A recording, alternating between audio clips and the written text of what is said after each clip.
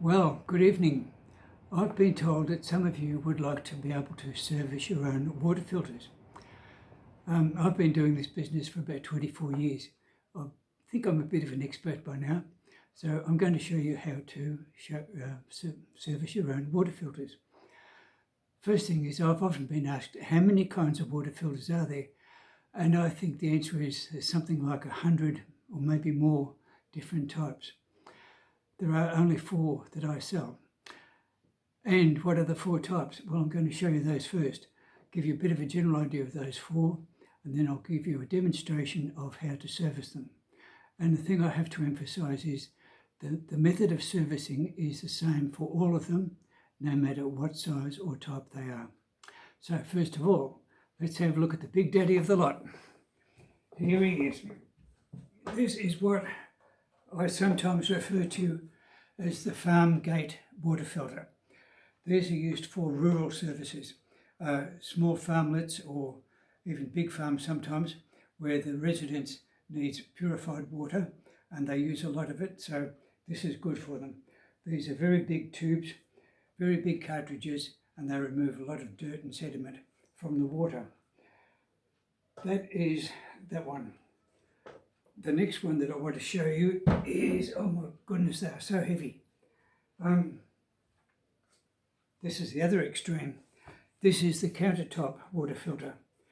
This is the little fella that people often buy to put on their sink, connect it to the tap through a tube, and they use it for going away to their holiday home or people who are renting so that they can take it with them. And later on they can add some more to it and make it a bigger filter if they want to. But that's the basic small one.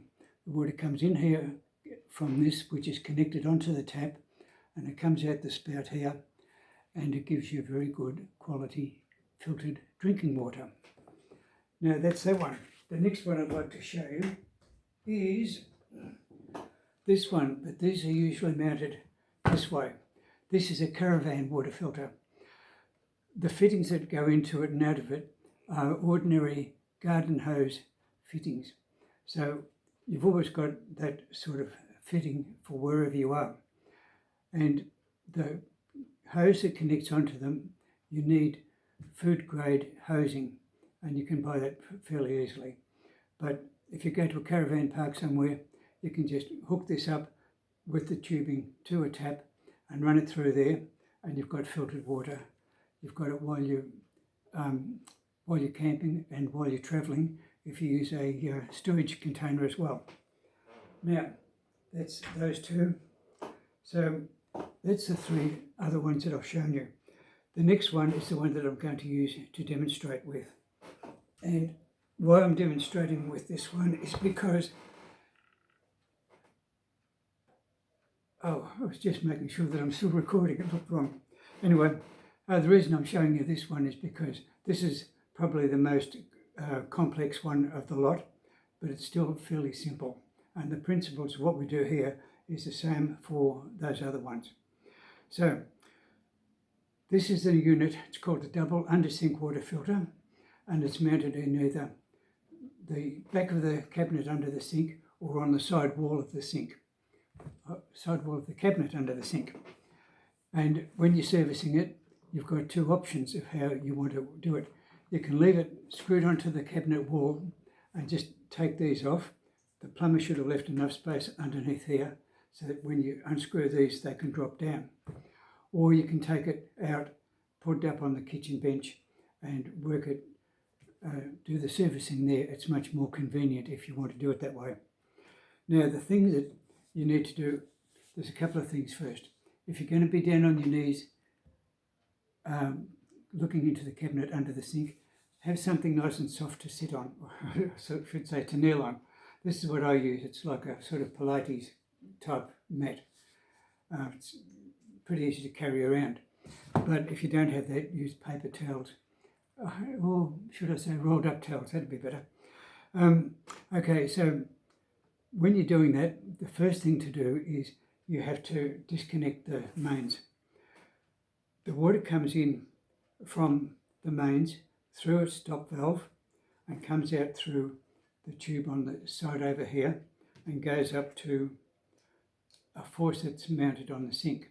So you've got the water coming in here through this filter, which is a sediment filter, and through this one, which is a chemical filter, and it comes out through here, through a tube, into the faucet. And to get the water from that, you just press on the button, and while you're holding it down, water comes out and then it flips up when you let go, or you can just push it up and it'll continue to run until your container is filled. And there's a couple of different styles of these filter faucets as well. So that's that. Now, the other thing is that when you open these, they are going to be filled right up to the very top with water, and you don't want to spill it over your kitchen floor, or worse still, into the cabinet underneath the filter under your sink. So what I always do is I use, you can use a towel, or these are microfiber cloths, and I always put down those on the floor underneath them. Now, the changeover procedure. First of all, if you bought them from me, you probably got one of these with them, and that's a little spanner that you use for opening them like that. If you don't have one, you can go to Bunnings and buy something like this. This is called a basin strap. The benefit of this one is that it's all soft, and when you put it around the housings, they don't cause any scratches, because if you damage these with scratches, you've actually created a weak point, and you don't want weak points, because mains pressure in these is very high, and if you had something burst, you would flood your kitchen. So we've got to be very careful we don't do that. You wouldn't want to come home one day and find your kitchen underwater. So to open it with one of these, you just hook it around like that, and you give it a twist like that, and it opens it. And you put it on the other side,